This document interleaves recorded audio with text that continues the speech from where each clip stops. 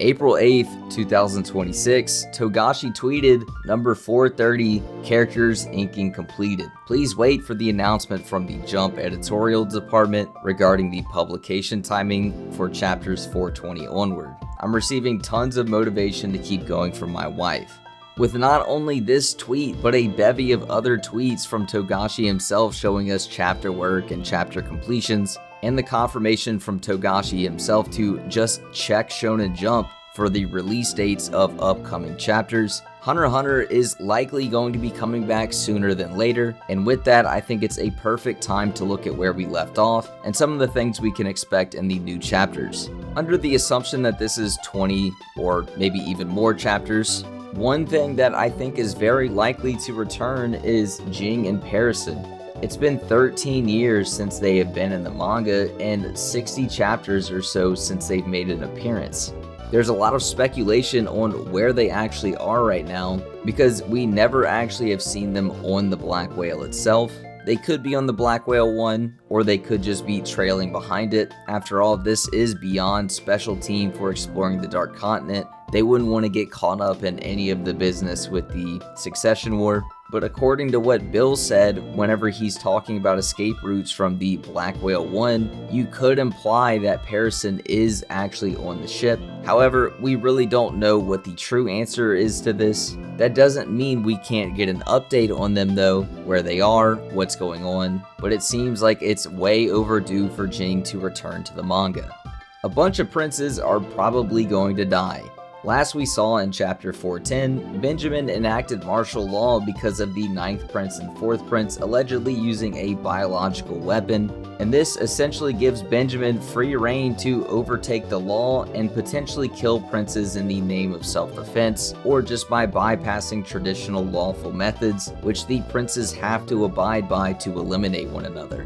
Benjamin is also poisoned himself, so he's on a ticking clock for how long his life is, and he wants to end the succession contest before he dies to get his illegitimate child to be the next king of Kakin. This also means that Hulkenberg will probably enact whatever plans he has for the next 12 or so hours, as that's how long we know his consciousness can remain awake before he at least falls asleep. We also have other crazy things in play like Camilla's cursed assassins, the Have-Nots. Maybe they're going to end up doing something. 11th Prince, Fugetsu, is more than likely going to die. We know from Benjamin's examination of her, she's weakened, likely mentally and spiritually, from her sister's death and being plagued by low-level evil spirits. Benjamin doesn't even think she has 10 days left to live, albeit she is in better shape now than when Benjamin saw her, but there's also some sort of Nen marking on her that could be affecting her or weakening her, or could be an ability of one of the princes.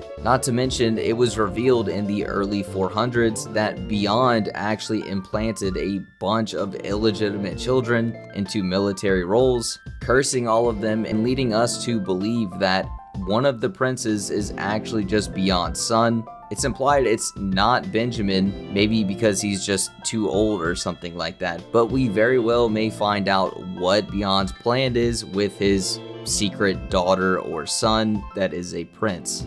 Crollo going to tier 1. We know from Crollo's last scene that he was using his Nen cell phone to find someone or something, and he directly says upstairs. This is to tier 1, and this is directly where he speculates the Kakin royal treasures are being held, the treasures that he's trying to steal. However, Hisoka is also on tier 1 as well.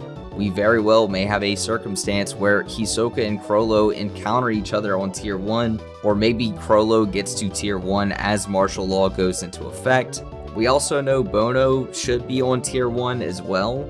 Maybe Crollo can link up with him, or maybe he starts LARPing as Hisoka again and Crollo accidentally starts fighting the wrong Hisoka for a second. There's a ton of things that could actually play out with this, and I'm interested to see where Togashi takes it.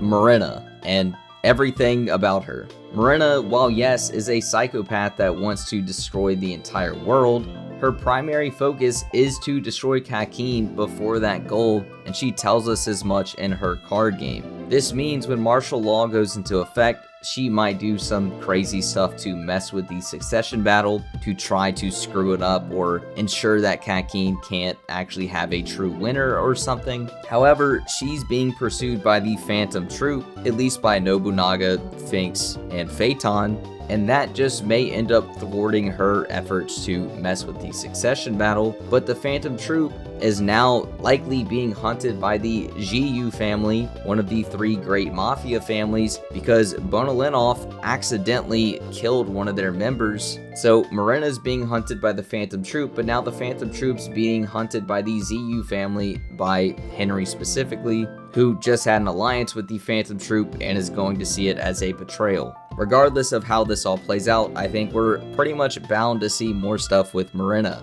The departure to the new continent. In chapter 359, we see a sockless baddie describing the voyage to the Dark Continent and says it's going to be a 5-week endeavor. However, the Zodiacs reveal to us that this is just a ruse, and it's a just straight up random island that they're faking as the Dark Continent to the public, so they can just kind of dump everybody there and they can go to the Dark Continent by themselves and watch over Beyond, or do a supervised trip with Beyond. And since the Succession War has started to the latest chapter 410, it's been roughly 2 weeks. But with so many plot points coming to an end, we could see some rapid time skips or just days pass every single chapter. Like chapters 384 to 385 is the span of 1 day. So while a lot of stuff and setup for this arc took place over 1 or a few days of time and lots of information was being dumped, we could see a whole bunch of crazy stuff happen and then sort of just a skip to the new continent. We also might see Sayu get apprehended in some way, as he is the informant for Beyond and was working with Beyond in Parison. So I really don't doubt, at least by the end of this batch of new chapters, that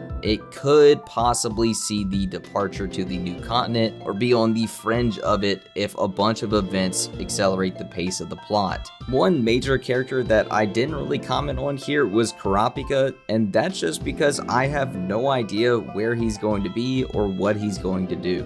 I think there's so many interesting ways that he could be incorporated, like if he meets up with Hisoka, or any of the spiders for that matter, Crollo. Let me know what you guys think is going to happen with Kurapika. But other than that, thank you guys for watching. I hope y'all are as excited as I am for the return of Hunter x Hunter. Hopefully it's sooner than later. Hopefully we get a bunch of chapters as well with a bunch of new content. I'm sure we're all waiting for the Dark Continent arc. Let me know what you're most looking forward to. Me personally, I would really like to see Jing, and I really want to see Crollo and Hisoka face off or have some sort of confrontation. I also really want Bono to die.